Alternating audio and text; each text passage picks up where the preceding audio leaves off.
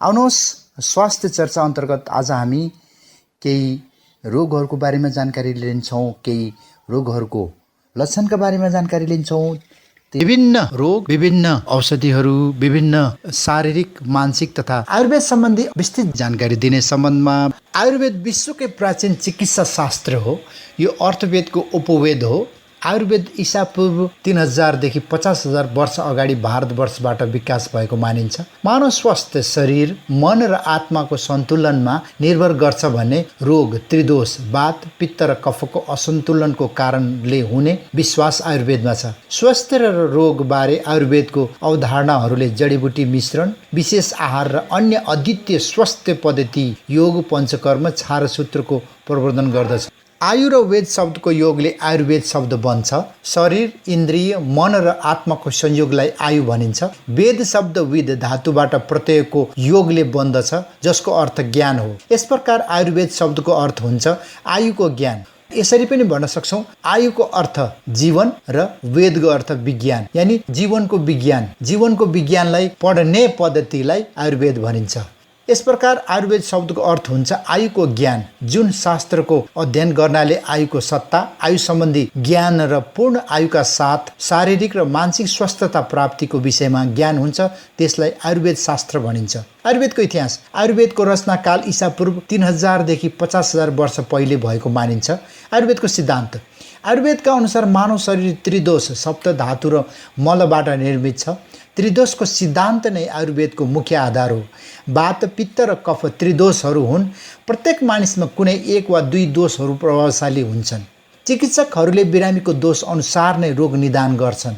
सप्त धातुहरू रक्त, रस, मांस, मेद, अस्थि, मज्जा र शुक्र हुन्। त्यस्तै मानव शरीर पञ्चमहाभूतहरूबाट बनेका हुन्छन्।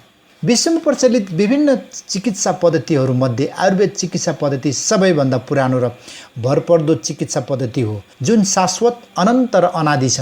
रोग लागेको व्यक्तिको रोग प्रशमन र स्वस्थ व्यक्तिको स्वास्थ्य रक्षा गर्ने बहुआयामिक सिद्धान्तको उद्घोष गर्दै पूर्व सभ्यताको प्रादुर्भावसँगै विकसित भएको छ आयुर्वेद। विश्वमा दिन प्रतिदिन बढ्दै गइरहेको नयाँ नयाँ रोगहरूको निवारणको लागि र स्वस्थ व्यक्तिको स्वास्थ्य रक्षाको लागि केवल एउटा चिकित्सा पद्धतिबाट मात्र सम्भव नहुने कुरा विश्व स्वास्थ्य सङ्गठनले समेत स्वीकारिसकेको परिप्रेक्ष्यमा पनि आयुर्वेद चिकित्सा पद्धतिको महत्त्व दिन प्रतिदिन बढ्दै गइरहेको छ। आयुर्वेद जीवनसँग सम्बन्धित एउटा विज्ञान हो, जसमा जीवनको संरक्षण, सम्वर्धन सम्बन्धी सम्पूर्ण ज्ञानहरू उल्लेख गरिएको छ। आयुर्वेद जीवनको संरक्षण सम्वर्धनको लागि अनिवार्य साधन भएको हुँदा यसको चिन्तन, मनन, अध्ययन र अनुसन्धानको प्राकृतिक योग्यता र आवश्यकता अनुरूप चल्दै आएको छ। आयुर्वेद सम्बन्धी ग्रन्थहरूको रचना, दुर्लभ ग्रन्थहरूको संरक्षण, अनुवादन, लेखन र अनुसन्धानको क्रम मन्द गतिले भए पनि चलिरहेकै छ। आयुर्वेदको उद्देश्य। आयुर्वेदलाई विश्वमा हाल प्रचलित सम्पूर्ण चिकित्सा पद्धतिको जननीको रूपमा मानिन्छ। सदियौँदेखि अनेकौँ अवरोध छिचोल्दै वर्तमान समयमा पनि आयुर्वेद एक महत्त्वपूर्ण चिकित्सा पद्धतिको रूपमा जीवित छ। हिमवत खण्डबाट हजारौँ वर्ष पहिले आरम्भ भएको यस चिकित्सा पद्धति हाल आएर पश्चिमा देशमा पनि विस्तार हुँदै गइरहेको छ। तर जुन गति र प्रभावका साथ यस चिकित्साले विश्वभर प्रभुत्व जमाउनु पर्ने हो, त्यो स्थिति अहिले छैन। विशेष गरी विविध भ्रमका कारण पनि आम समुदायमा पूर्ण विश्वस्त भएर आयुर्वेद चिकित्सा अँगाला तयार देखिँदैनन्।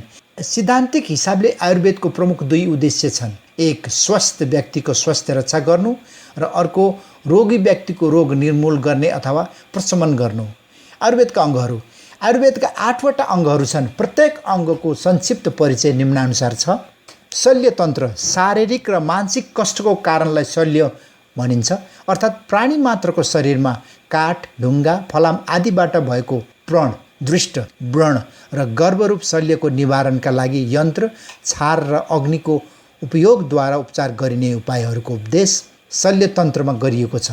शालक्य तन्त्र। घाँटीभन्दा माथिका अङ्ग जस्तै नाक, कान, घाँटी, आँखा, मुख र शिर आदिमा हुने रोगलाई निको पार्ने तन्त्रलाई शालक्य तन्त्र भनिन्छ। काया चिकित्सा। कायाको अर्थ जठराग्नि हो। त्यसको दोष, मन्दाग्नि आदिका कारण उत्पन्न हुने सर्वाङ्गत ज्वर, रक्तपित्त, शोष, उन्माद, अपस्मार, कृष्ठ, प्रमेह, अतिसार आदि शारीरिक मानसिक रोगहरूको निदान र चिकित्साको वर्णन जुन अङ्गमा भएको हुन्छ त्यसलाई काया चिकित्सा भनिन्छ। भूत विद्या, देव, असुर, गन्धर्व, यज्ञ, पितृ, मृतात्मा, पिशाच, नाग आदि अदृश्य शक्तिहरूले अनेक रोग उत्पन्न गरी प्राणीहरूलाई शारीरिक र मानसिक कष्ट दिन्छन्। त्यसबाट छुटकारा पाउन शान्ति कर्म, बलि, उपवास, होम आदि उपायहरूको उपदेश दिने तन्त्रलाई भूत विद्या भनिन्छ। त्यसैगरी कौमार्य वृत्य, शुक्र र शोणितको शुद्धता, तिनका दोष एवं निवारणको उपाय, गर्भधान, गर्भरक्षा, गर्भिणी, सुतिका एवं शिशुको परिचर्या, प्रसवपछि सुतिकाको आरोग्यको रक्षण, बालकको पोषण, स्तन्यपान आदिको बालकको स्वास्थ्य रक्षामा सहायक उपायहरूको वर्णन तथा बालग्रहादिको कारण बालकहरूमा हुने रोगको सानितो उपायबारे उपदेश दिने तन्त्रलाई कौमार्य वृत्य तन्त्र भनिन्छ। गदत तन्त्र, सर्प, कीट, लुता, माकुरा, बिच्छी, मुसा आदि जीवहरूको दंशबाट उत्पन्न विष, स्वाभाविक संयोग र गर विषको लक्षण, त्यसको निवारण गर्ने विधिको उपदेश दिने तन्त्रलाई गदत तन्त्र भनिन्छ। रसायन तन्त्र, जुन आहार विहार एवं औषधिको सेवनबाट प्रशस्त मात्रामा रस रक्तादि धातुहरूको वृद्धि हुन्छ, दीर्घ जीवन, स्मरण शक्ति, धारणा शक्ति, सुस्वास्थ्य, शारीरिक पुष्टि, इन्द्रिय शक्ति, बल वृद्धि र वाक्य शक्ति आदिको प्राप्ति हुन्छ, त्यस्ता रसायनको उपदेश दिने तन्त्रलाई रसायन तन्त्र भनिन्छ। बाजीकरण, रस, शुक्र एवं मैथुन सम्बन्धी विकारको लक्षण र त्यसको उपचारबारे जुन तन्त्रमा वर्णन गरिन्छ त्यसलाई बाजीकरण तन्त्र भनिन्छ। आयुर्वेदका विषयमा लेखिएका सबैभन्दा प्राचीन ग्रन्थ अर्थवेद र ऋग्वेद हुन्। विभिन्न वेदहरूबाट साभार गरिएका आयुर्वेदका सिद्धान्तहरू एवं ऋषि आचार्यहरूको अनुभवलाई मुख्यतः बृहत्त्रयी र लघुत्रयीमा सङ्कलन गरिएको छ। बृहत्त्रयीमा चरक संहिता, सुश्रुत संहिता र अष्टाङ्ग हृदय पर्छन् भने लघुत्रयीमा माधव निदान, शाङ्खधर संहिता र प्रभाव प्रकाश पर्छन्। चरक संहिता, महर्षि चरकले आफ्नो चिकित्सा अनुभवहरूको सुदृढ आधार दिएर काया चिकित्साको सम्बन्धमा चरक संहिताको रचना गरे। चरक संहितामा रोगहरूको विज्ञान, शरीर रचना, आयुर्वेदीय दर्शन, सिद्धान्त, प्रसूति, कौमार्य वृत्त, अरिष्ट लक्षण, विरेचन, वमन, बस्ती आदिको बारेमा चर्चा गरिएको छ। दोस्रो शताब्दीतिर चरकले अग्निवेशको यो कृतिलाई परिमार्जन गरेका हुन् र यसलाई चरक संहिता भनिने थालिएको हो। चरक संहितामा कुल 8 स्थान, सूत्र, निदान, विमान, शारीर, इन्द्रिय, चिकित्सा, कल्प र सिद्ध र 120 अध्यायहरू छन्। चरक संहितामा विशेष गरी काया चिकित्साको विषयमा वर्णन गरिएको छ। सुश्रुत संहिता, धन्वन्तरीका उपदेशहरूको सङ्ग्रह सुश्रुत संहिता हो। यसको प्रथम संस्करण ईसा पूर्व 1000 देखि 1500 सुश्रुतद्वारा रचिएका हुन्। सुश्रुत संहितामा कुल 6 स्थान र 186 अध्यायहरू छन्। सुश्रुत संहिता विशेष गरी शल्य चिकित्साका विषयमा वर्णन गरिएको छ। अष्टाङ्ग हृदय, 7औं शताब्दीमा बाघभट्टले अष्टाङ्ग हृदय रचेका हुन्। यसमा 6 स्थान र 120 अध्यायहरू छन्। त्यसैगरी माधव निदान, शाङ्खधर संहिता, भावप्रकाश, कश्यप संहिता, अष्टाङ्ग सङ्ग्रह आदिमा पनि आयुर्वेद सम्बन्धी विस्तृत जानकारी राखिएको छ। त्यसैगरी ऐतिहासिक तथा धार्मिक पुस्तकमा पनि धार्मिक पुस्तकहरू जस्तै रामायण, महाभारत, श्रीमद् भागवत गीता, पुराणहरूमा अग्नि पुराण, गरुड पुराण, ब्रह्मवैत्य पुराण, विष्णु धर्मोत्तर पुराण, उपनिषदहरूमा छन्दोग्य उपनिषद, बृहदारण्यक उपनिषद, चाणक्य अर्थशास्त्र आदिमा पनि विभिन्न समयमा आयुर्वेद सम्बन्धी जानकारी दिएको पाइन्छ। उपचार पद्धति, जडीबुटी, विभिन्न रोगको निदानको निम्ति आयुर्वेदमा जडीबुटीको प्रयोग गरिन्छ। जस्तै कामला रोगमा भुइँअमला, कुटकी, कालमेघ, मधुमेहमा करेला, विजयसार, चिराइतो, जामुनबीज, मूत्रकिच्छममा वरुण, पाषाणभेद, पुनर्नरवा, गोछुर, चर्मरोगमा तितेपाती, चक्रमर्द, निम, स्तनपायी महिलामा स्तनवर्धनका लागि शतावरी, अतिसारमा बेल, कुटज आदि जस्ता जडीबुटीको प्रयोग गरिन्छ। नेपालमा नेपालगञ्जलाई जडीबुटीको राजधानी भनिन्छ।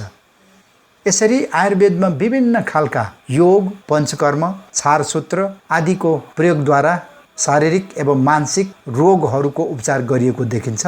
नेपालमा आयुर्वेद चिकित्सा पद्धतिको निकै लामो इतिहास रहेको छ।